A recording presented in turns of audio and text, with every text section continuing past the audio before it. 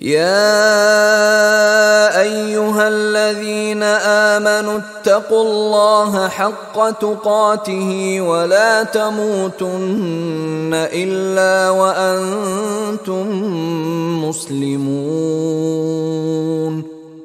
سورہ آل عمران کا جو نصف ثانی اب شروع ہو رہا ہے، تو آپ نے یہ مشابہت بھی نوٹ کر لی ہوگی کہ نصف اول میں سورہ بقرہ میں بھی ایک مرتبہ یا ایھا الذین آمنوا سے خطاب تھا، یا ایھا الذین آمنوا لا تقولوا راعنا وقولوا انظرنا واسمعوا۔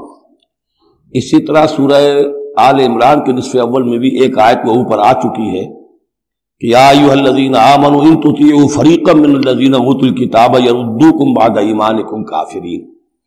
لیکن اصل خطاب جو ہے مسلمانوں سے شروع ہو رہا ہے وہ 11ویں رکوع سے، اور یہاں پر اصل میں ایک سہ نکاتی لائحہ عمل دیا جا رہا ہے امت کو۔ ظاہر بات ہے کہ یہ امت اب ہمیشہ قائم رہنے والی ہے قیامت تک، اور اس میں زوال بھی آئے گا، اور اللہ تعالیٰ لوگوں باہمت لوگوں کو بھی پیدا کرے گا، اولو العزم لوگوں کو پیدا کرے گا، جیسا کہ ہمیں معلوم ہے مجددین امت اٹھتے رہے ہر صدی کے اندر۔ لیکن جب بھی کوئی کام دین کی تجدید کا ہو، دین کو اثر نو تازہ کرنے کی کوشش ہو، دین کو قائم کرنے کی جد و جہد ہو، تو اس کا ایک لائحہ عمل ہوگا۔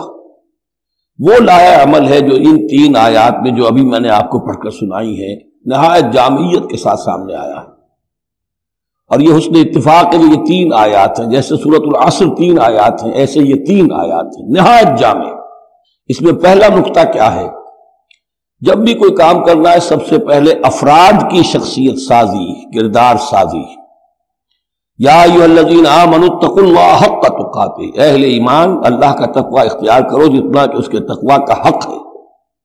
ولا تموتن الا وانتم مسلمون، اور دیکھنا ہرگز موت نہ آنے پائے مگر فرما برداری کی حالت میں۔